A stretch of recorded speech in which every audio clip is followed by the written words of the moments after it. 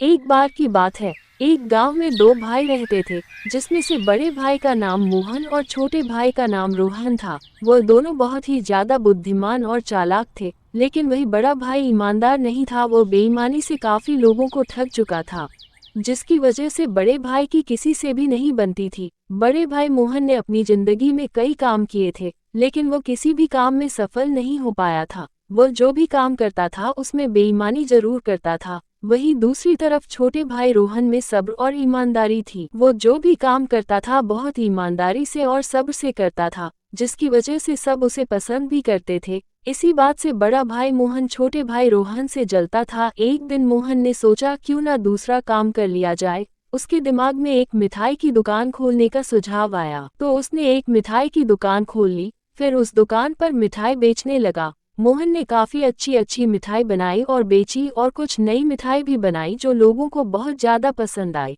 मोहन की दुकान अच्छी से चल रही थी, लेकिन फिर मोहन ने सोचा कि मेरी दुकान अच्छी तो चल रही है, क्यों ना ऐसा करता हूँ कि दूध में मिलावट करके मिठाई बनाना शुरू कर देता हूँ और उन्हें बेचता हूँ। मोहन की तरकीब भी काम कर गई। फिर मोहन जो भी मिठाई बनाता उसमें मिलावट जरूर करता। वही जब मोहन के छोटे भाई रोहन ने देखा कि बड़े भाई मोहन ने मिठाई की दुकान कर ली है और अच्छी चल रही है, तो रोहन ने भी सोचा मैं भी मिठाई की दुकान कर लेता हूँ। रोहन ने भी फिर एक मिठाई की दुकान खोल ली और उस पर मिठाई बेचने लगा। रोहन की दुकान मोहन की दुकान के पास होने के कारण रोहन की दुकान ज्यादा सही नहीं चल रही थी, क्योंकि पहले से ही मोहन की दुकान से काफी लोग मिठाई खरीद रहे थे। लेकिन रोहन ने हार नहीं मानी। रोहन भी मिठाई बनाकर बेचता रहा।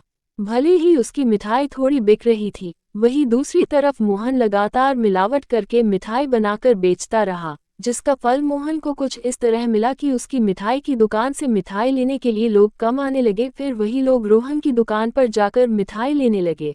क्योंकि रोहन ईमानदार और मेहनती था, तो उसने और भी कई तरह की मिठाई बनाई, जिसमें काफी ज्यादा स्वाद था। वो लोगों को काफी पसंद आई। रोहन की दुकान पर रोजाना मिठाई के लिए भीड़ लगने लगी और रोहन की दुकान पर बिक्री अच्छी खासी होने लगी। रोहन की मेहनत और ईमानदारी की वजह से रोहन की दुकान और भी बड़ी हो गई। बाद में रोहन ने कई और जगह पर अपनी दुकान खोल ली, जिससे रोहन बहुत जल्दी अमीर भी हो गया। अब सभी लोग रोहन को जानते थे। वहीं दूसरे भाई मोहन की दुकान बिल्कुल ठप पड़ चुकी थी। छोटे भाई रोहन ने बड़े भाई मोहन को समझाया कि ईमानदारी से आदमी हमेशा ही सफलता पाता है, मगर वही आदमी अगर बेईमानी करने लगे तो उसे असफलता के अलावा कुछ हाथ नहीं लगता।